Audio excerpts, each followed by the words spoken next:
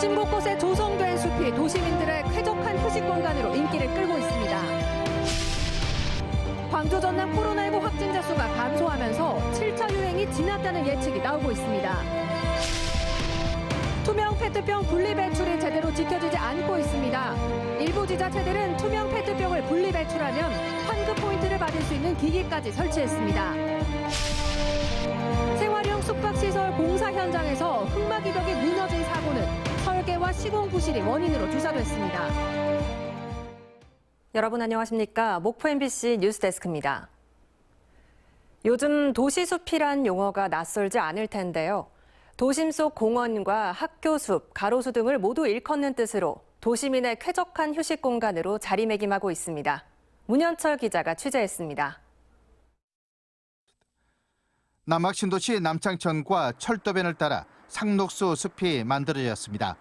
숲길은 수변 공원까지 이어지고 곳곳에 작은 공원 같은 아담한 숲도 조성됐습니다.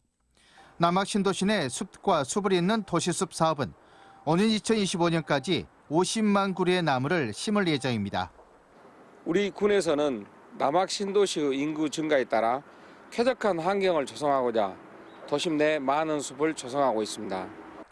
전국적으로 도시숲 조성 열기가 뜨겁습니다. 지자체마다 유치 경쟁이 치열한 가운데 전남도가 독보적으로 도시숲 가꾸기 실적을 거두고 있습니다. 지난해 16개 시군에서 37헥타르를 조성한 데 이어 올해도 전국에서 가장 많은 377억 원의 도시숲 사업비를 확보했습니다.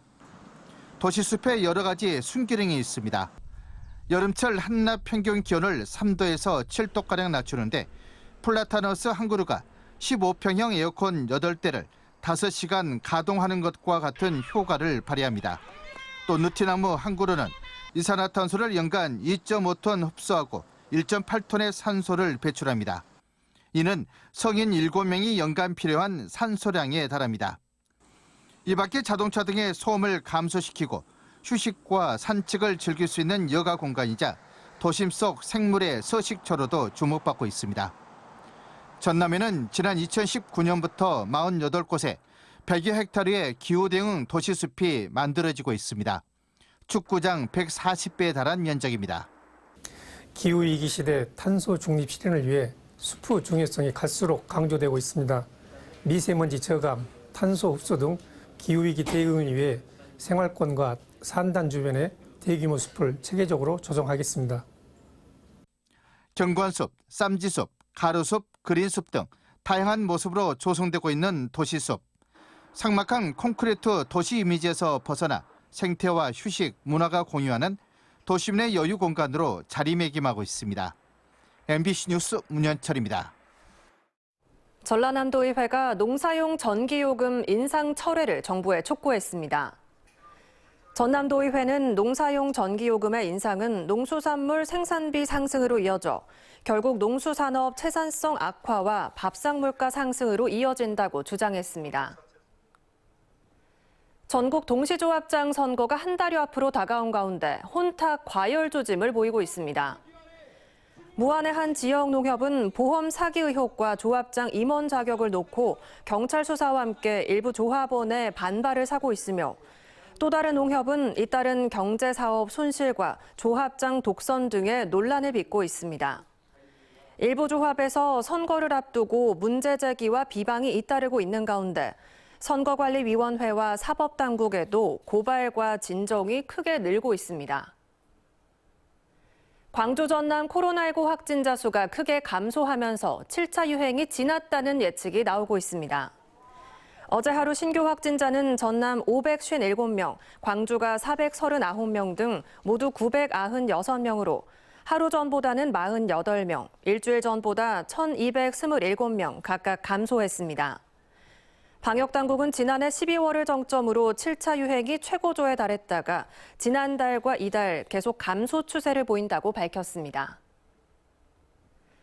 넘쳐나는 플라스틱 쓰레기로 환경 파괴가 심각한데요. 환경오염 문제 해결을 위해 투명 페트병 분리배출 의무화 제도가 도입됐지만 아직 잘 지켜지지 않고 있습니다. 그래서 일부 지자체들은 투명 페트병을 분리배출하면 환급 포인트를 받을 수 있는 인공지능 기기까지 도입했습니다. 허연주 앵커가 현장을 다녀왔습니다. 한 주택가에 비치된 분리수거함입니다. 투명 페트병과 색깔이 있는 페트병, 그리고 여러 가지 플라스틱이 섞여 있습니다. 투명 페트병 분리제는 병에 붙어 있는 라벨을 제거하고 뚜껑을 닫아 다른 플라스틱과 섞이지 않게 따로 분리수거하는 것을 의무화하는 제도입니다. 투명 페트병 분리 배출이 시행됐지만 보시는 것처럼 여전히 잘 지켜지지 않고 있습니다. 그래서 지자체가 새로운 방식을 도입했습니다. 목포의 한 길가에 설치된 투명 페트병 무인 회수기입니다. 기기에 전화번호를 입력하고 투명 페트병을 넣으면 자동으로 수거됩니다. 종전에는 이제 분리 배출함이 따로 있어서 거기까지 가야 되고 그리고 또 동사무소에 직접 가야 되니까 시간 제한이 있습니다. 이거는 24시간 항시 운영이 되기 때문에 목포에서만 모두 9곳에 투명 페트병 무인 회수기가 설치됐습니다. 라벨이 붙어 있는 페트병은 기계가 인식해서 바로 뱉어냅니다. 보시는 것처럼 이렇게 투명한 페트병만 재활용이 가능합니다. 무인 회수기에 투명 페트병을 넣으면 크기에 상관없이 한 개당 10원씩 적립되고 2,000원 이상이면 환급도 받을 수 있습니다. 모바일 앱을 통해 실시간으로 확인도 가능합니다.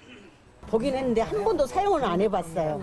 해보니까 어떠세요? 쉽고 편하고 또 돈으로 돌려받을 수 있다니까 너무 기분이 좋네요. 애들한테도 이렇게 좋은 기회가 될 것 같아요. 애들 뽀로로 음료수나 그런 것도 이제 투명 페트병이니까 저런데 먹고 나서 바로 버리고 하면 이제 환경 보호하는데 실천하는데 애들도 이제 더 이렇게 좋은 마음을 갖게 되지 않을까.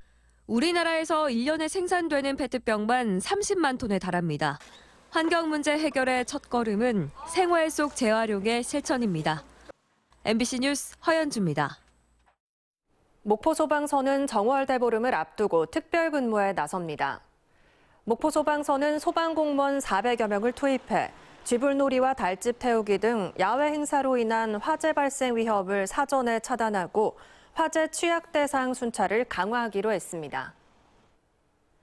목포시의회 제380회 임시회가 개회했습니다.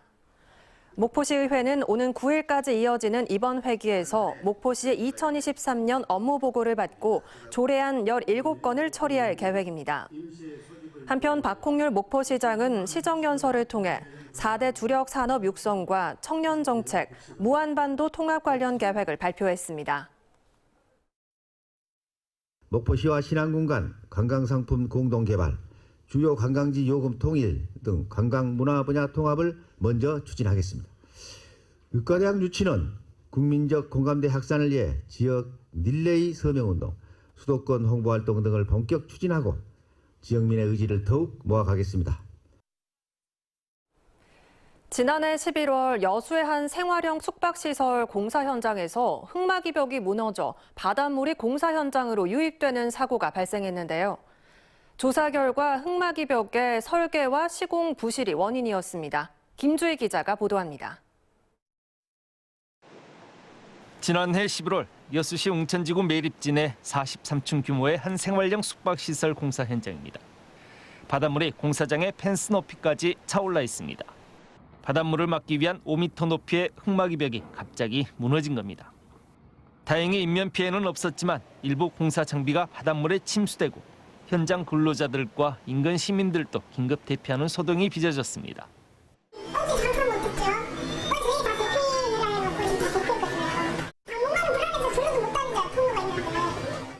사고 발생 3개월 만에 최종 사고 원인이 규명됐습니다. 흙막이 설계와 시공 부실이 원인이었습니다. 여수시 지하사고 조사위원회는 시공사가 지하 터프하기를 진행하면서 물이 새거나 흘러드는 것을 막는 차수를 제대로 고려하지 않았던 것으로 조사됐다고 밝혔습니다. 소음 등 민원을 이유로 차수성이 떨어지는 자재로 변경했는데 보완할 수 있는 보조 차수 공법을 고려하지 않은 겁니다. 과굴착 등 일부 부실 시공도 사고 원인이 됐습니다. 시공사와 감리자의 업무상 과실이나 어떤 미흡했던 부분이 있었던 것 같아요. 시공사 같은 경우는 굴착을 좀 당초 계획보다 과굴착을 했던 것 같고, 그리고 수평 버팀 때 시공이 좀 지연된 것 같고요. 감리자도 거기에 대해서 철저하게 검토를 했어야 되는데 그 부분이 좀 미흡했던 것 같아요.